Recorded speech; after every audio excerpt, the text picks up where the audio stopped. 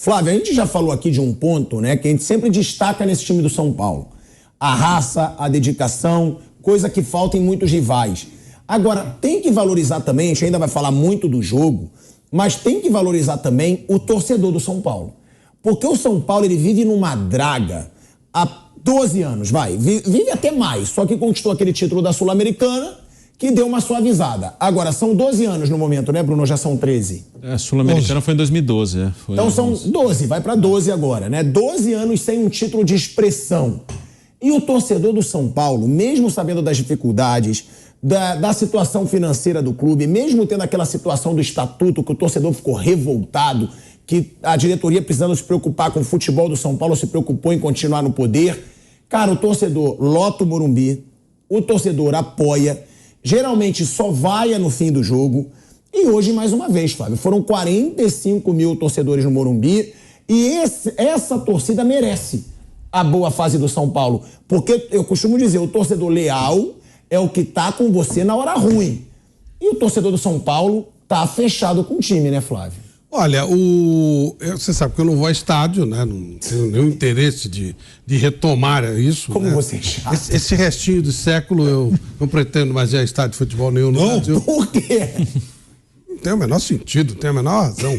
Os estádios são péssimos para se chegar e tal. Não. Enfim, não vamos entrar nessa, isso é outra coisa. Mas o Bruno vai. E o Bruno me falou que... Por que a torcida do São Paulo vai?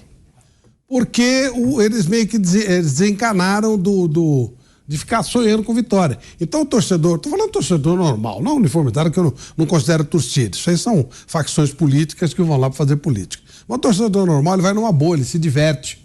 Quando ganha, ok, quando perde também leva numa boa. Eles partiram meio que para aquela de, não vai ser campeão. Eles entenderam a situação do time. Então tem um filho pequeno que ele conta a história, o time era grandão, fazia um monte de coisa e tal. E o menino ficou São Paulino.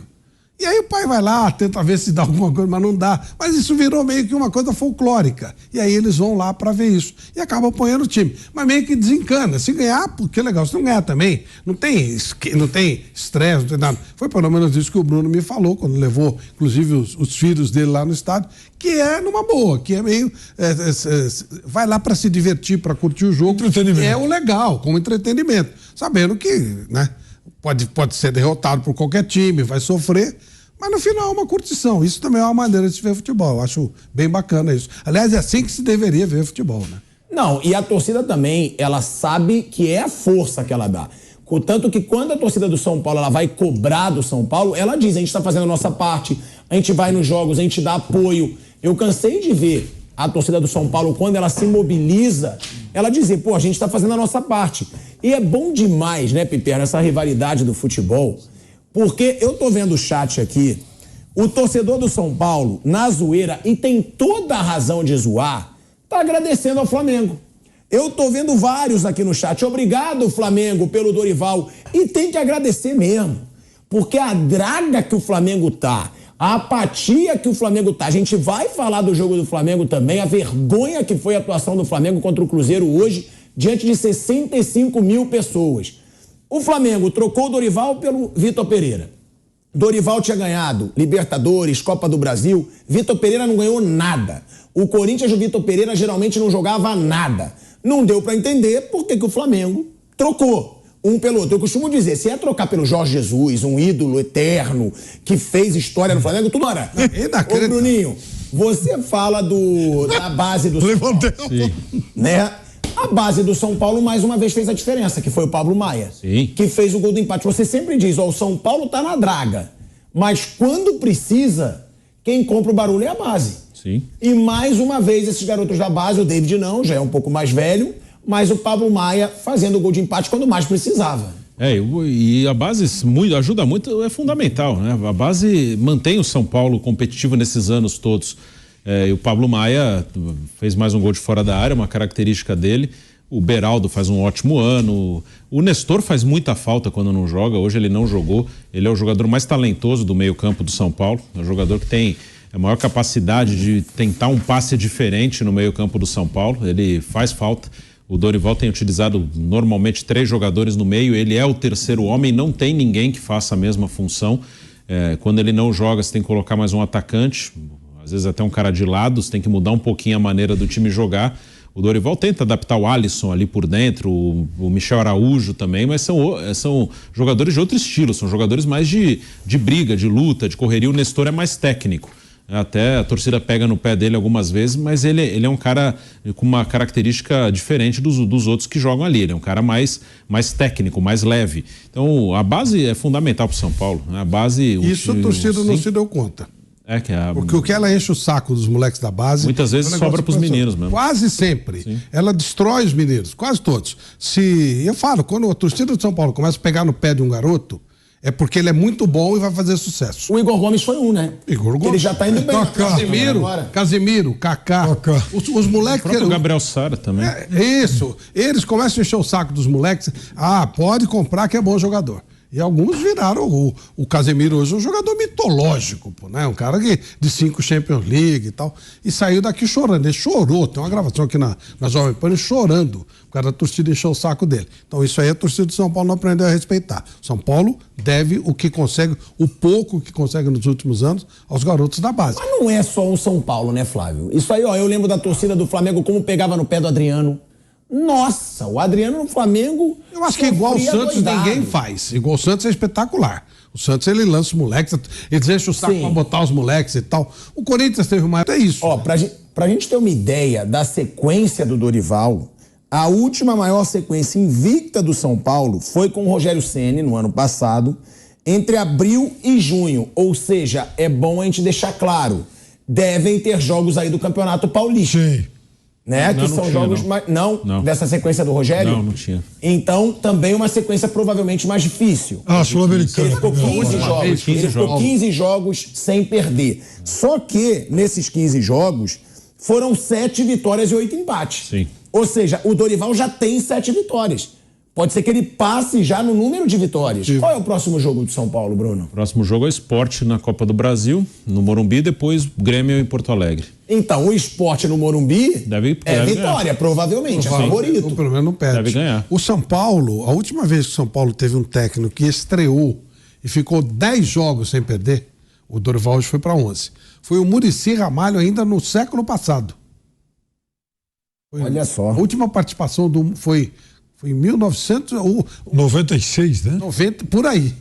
Não foi a presença do Muricy já aqui nos anos 2000, não. Foi uma das vezes que ele entrou, nos anos 90, ele chegou a fazer 10 jogos sem perder. Ele ganhou aquela Comebol com o Expressinho em 94, o Tele até 95, acho que depois foi ele. O Muricy assumiu em 96, o Tele se afastou, aí ele ficou alguns meses, aí veio o Parreira e depois ele voltou em 97. Eu acho que quando ele ficou, ou foi em 97 ou foi quando ele assumiu nesse período. Ficou 10 jogos sem perder. O São Paulo... a gente tá de volta, hein, pra Rádio Jovem Pan, agora na rádio e no YouTube. Pode falar, Piperno. Não, que o São Paulo tem uma outra coisa importante. São Paulo, com essa sequência que fez agora, São Paulo vai ter uma condição invejável de gestão de elenco daqui para mais ou menos um mês.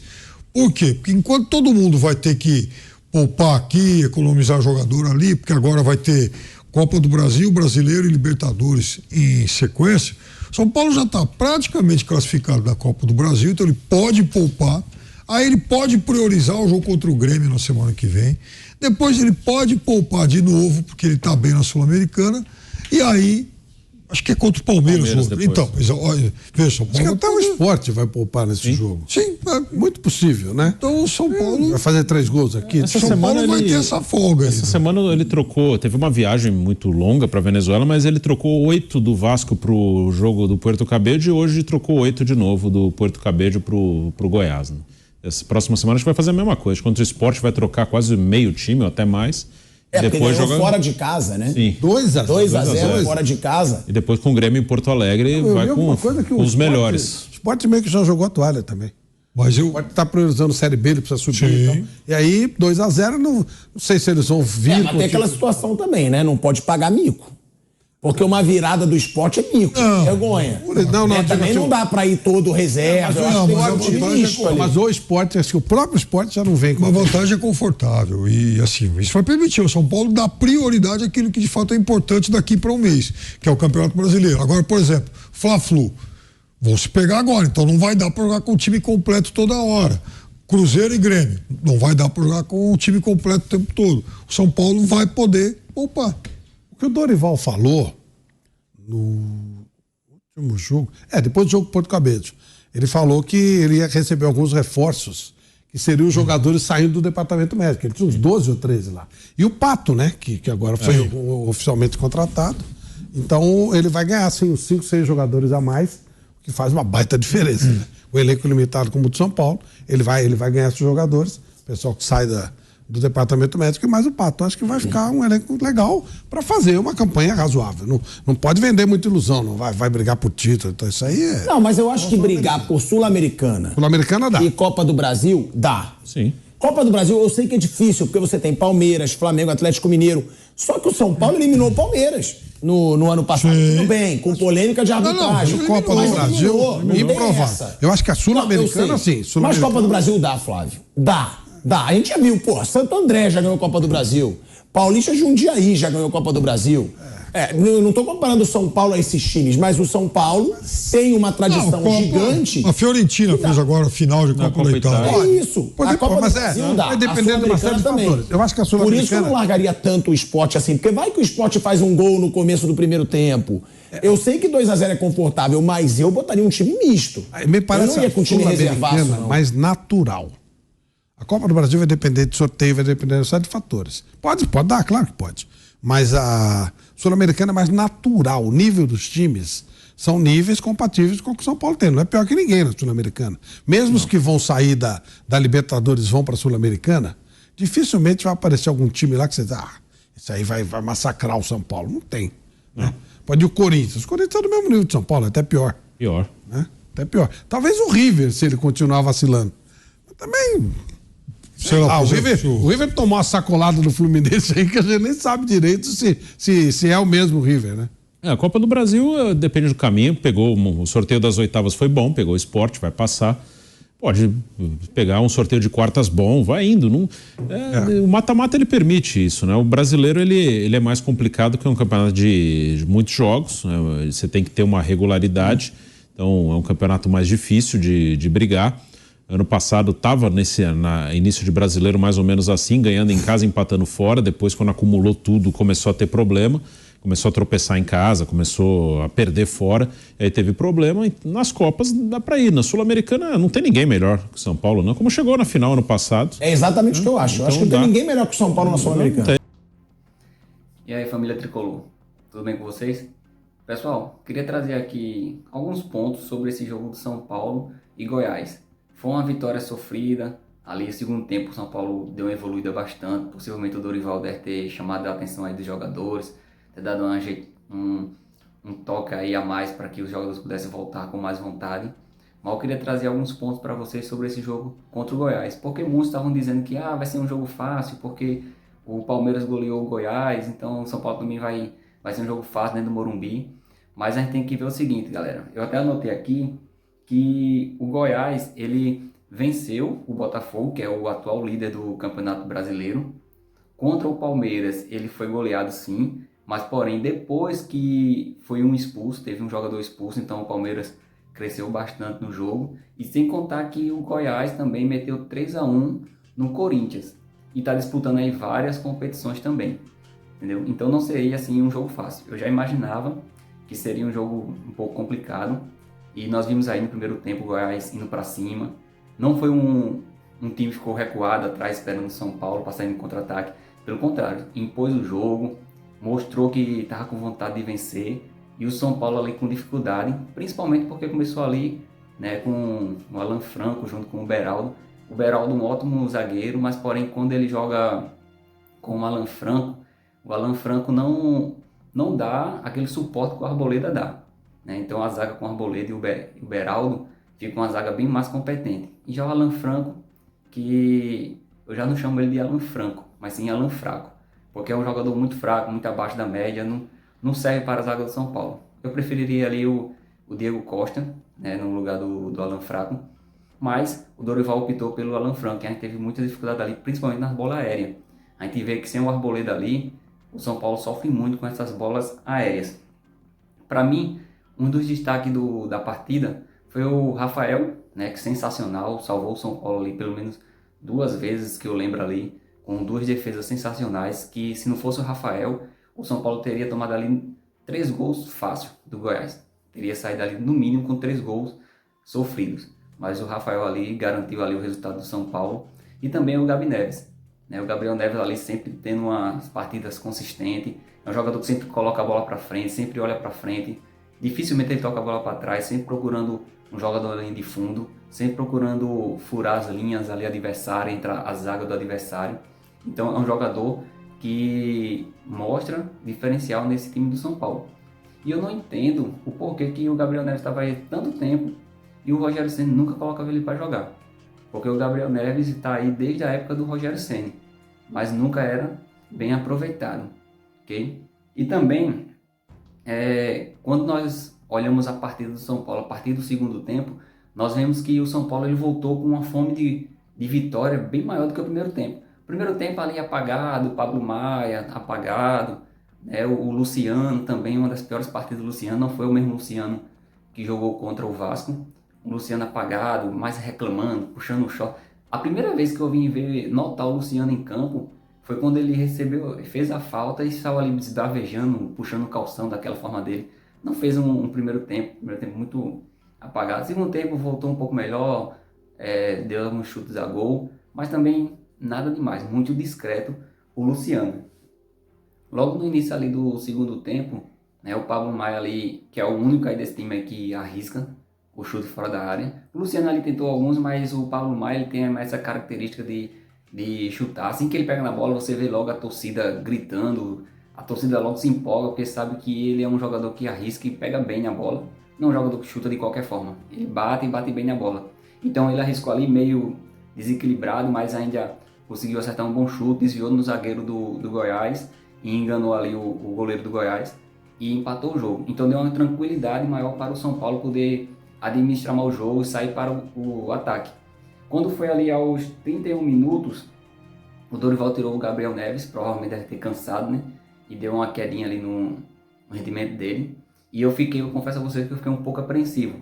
Porque quando o Gabriel Neves sai desse meio de campo do São Paulo, o time dá uma caída, né? na questão tática. Porque o Gabriel Neves é aquele jogador que faz os jogadores correr, faz o jogo andar. Mas ele entrou ali com o Michel Araújo, depois tirou o Luciano. E quando foi aos 37, tivemos ali o gol anulado do Marcos Paulo, né, que também fez uma partida bem abaixo. Fez o gol ali anulado. Assim que mostrou o replay de primeira, sem precisar traçar a linha ali, eu já tinha visto que estava impedido o gol. Mas serviu para dar um ânimo, um fogo para o São Paulo. E ver que dava para conquistar a vitória, né, ali conquistar a virada e manter ali a invencibilidade com o Dorival Júnior. E quando foi aos 40 minutos, saiu ali o gol da virada, né, com o David. Interessante que o David ele é um jogador que fazia mais ou menos 11 jogos que o David não atuava pelo São Paulo. E entra aí aos 40 minutos, 5 minutos depois ele estava fazendo o gol da virada do São Paulo, né, e mantendo aí o São Paulo ali entre os 4 primeiros colocados do Brasileirão. Então, entre os trancos e barrancos, uma vitória que dá uma moral para o São Paulo, que dá uma tranquilidade para o Dorival, porque agora nós teremos um jogo difícil, quinta-feira, contra o Sport. O Sport a gente saiu ali, fez 2-0 na Ilha do Retiro, mas porém não pode entrar desleixado. E por falar no jogo do Sport, já deixa aqui nos comentários, vocês acham que o Dorival deveria ir com o time totalmente reserva contra o Sport, ou deveria colocar ali um time misto, né, já que já está com um placar aí bem encaminhado? Não vou dizer assim completamente encaminhado, porque tudo pode acontecer no futebol. Mas vocês acham que ele deveria ir com um time misto, o time totalmente reserva, ou não? Teria que ir 100% para cima do Sport e depois a gente vê aí um jogo contra o Grêmio, né? Porque o São Paulo, depois do Sport, enfrenta o Grêmio lá na casa do Grêmio. Vai ser um jogo difícil. O Grêmio aí vem numa fase boa aí, com o Soares aí fazendo bastante gol, então a gente tem que ter muito cuidado para manter essa invencibilidade de São Paulo. Então deixa aí nos comentários, vocês acham que o São Paulo deveria ir reserva, deveria ir completamente reserva, deveria ir um time misto ou completamente titular? Deixa aí nos comentários que eu quero ver a opinião de vocês, ok? Então, quinta-feira nós voltamos aí para mais um vídeo, depois da rodada aí da Copa do Brasil. Se Deus quiser aí com a vitória nosso tricolor, a classificação, mais esse jogo, mais uma sequência aí de vitória.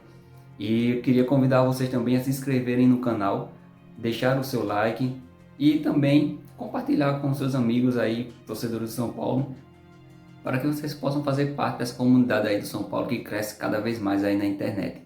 Então, pessoal, quinta-feira às 7h30, jogo do São Paulo no Morumbi, decisão Copa do Brasil. Vamos torcer junto pelo nosso tricolor, beleza? Valeu e até o próximo vídeo. Tchau!